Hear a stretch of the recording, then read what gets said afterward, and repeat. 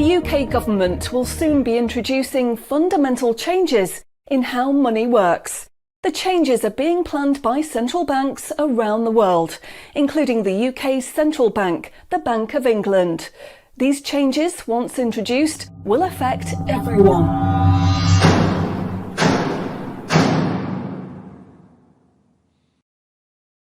So, what are these changes really about? The changes being proposed will mean that you will no longer have full control over your spending. In fact, what they are planning is the replacement of money with something which is fundamentally different.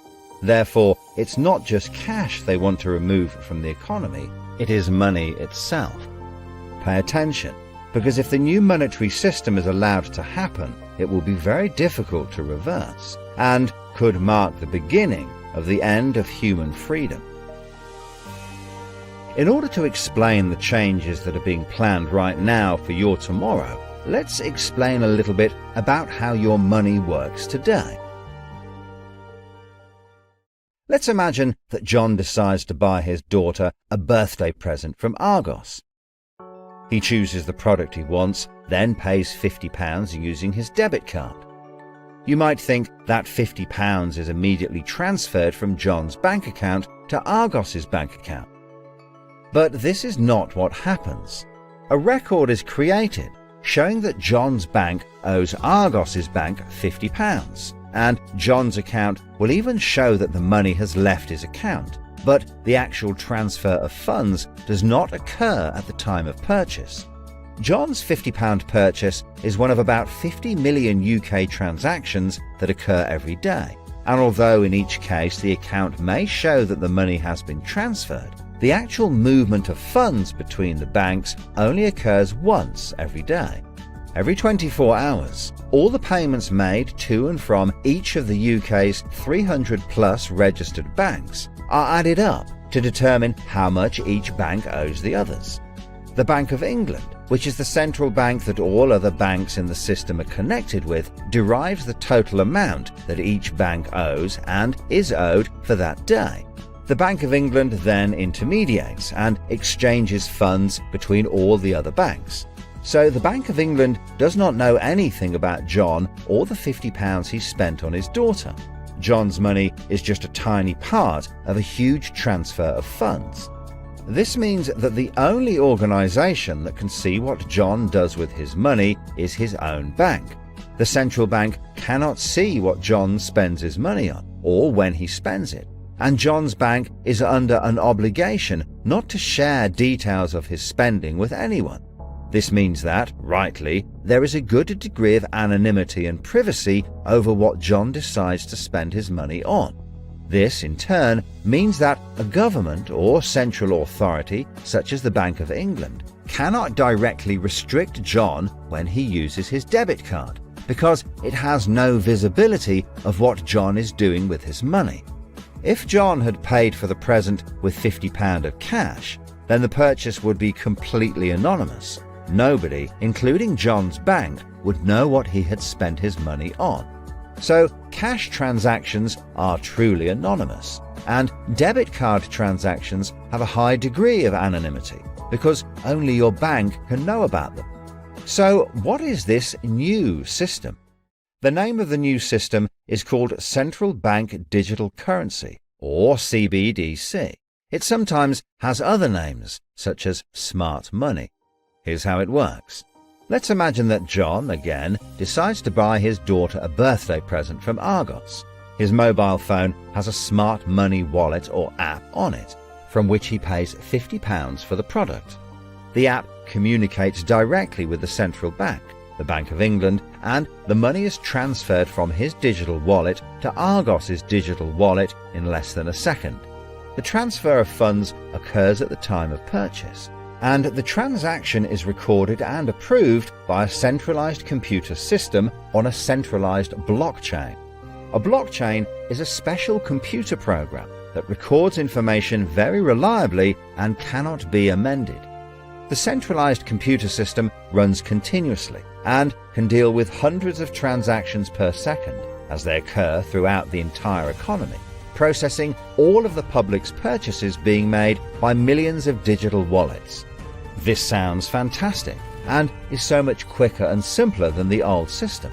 But there is a fundamental difference, which is that all transactions are centralized in real time as they happen. In other words, one system will be able to know about every single digital transaction in the economy as the transactions occur. This is the critical difference with the new digital monetary system that everyone needs to be aware of. All transactions are centralized in real time as they happen. The people who are planning this new system have made it clear that it would be useful, in their eyes, to use artificial intelligence algorithms in real time to block certain public transactions for a range of different reasons. So what does this mean for John? Let's just say there is another lockdown and the government want to stop the public moving about the country. With this new system, they could introduce a simple change. That would mean John's wallet would only work if he was located within a certain distance of his own home. Argos is 2 miles from John's house, and he decides to go and buy his daughter a birthday present. He attempts to pay £50 for the product with the app. The app communicates directly with the Bank of England's computer system, and the system rejects John's payment before it is made, because the system knows that John is 2 miles from his own home, and John's wallet has been limited to spending within just 1 mile. John cannot now buy anything unless he moves closer to his own home. His money is now useless if he wants to go anywhere. Why doesn't John just use cash? That would be a good solution for John as long as cash is still in use. So how might this new system be introduced? The Prime Minister called an emergency meeting today to discuss the unprecedented slide into economic recession in the UK and global economies. Inflation is out of control, and high interest rates are causing thousands of house repossessions. All cash points and over-the-counter cash services are now frozen, and millions of people face losing their life savings as a number of high street banks are declared insolvent. The government and the Bank of England are accelerating the introduction of a new central bank digital currency, which all bank customers in the UK will be able to receive in exchange for their existing money, which in many cases is now unobtainable from their bank accounts. The government say that the new digital money will help the economy recover from recession and will be used to bail out public and corporate money currently held in millions of bank accounts by banks that are at the point of collapse.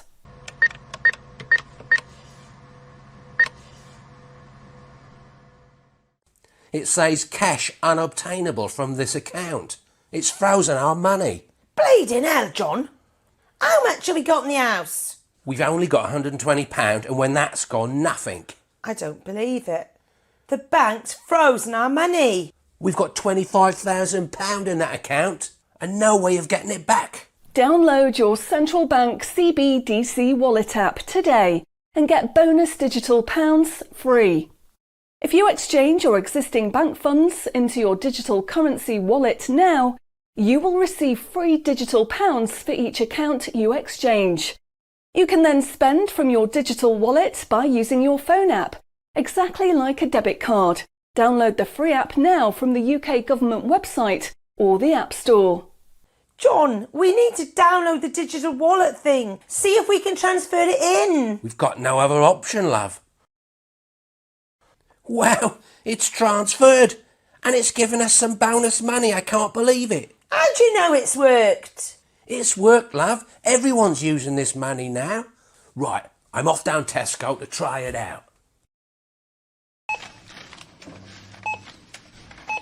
Sorted. Recent figures show that the public's use of cash has halved in the last 12 months.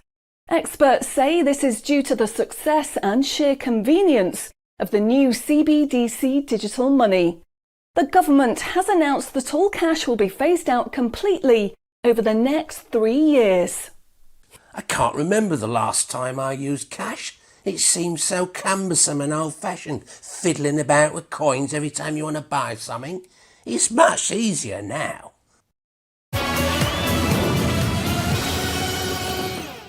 Have you seen the remote control, love?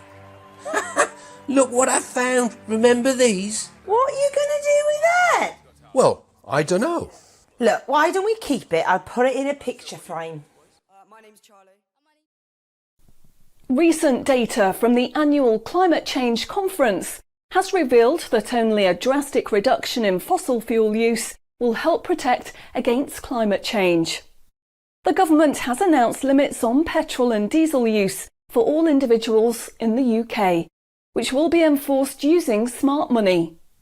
Each wallet will be limited to a purchase of 15 litres per week, after which the wallet will be prevented from making any further purchases in that week.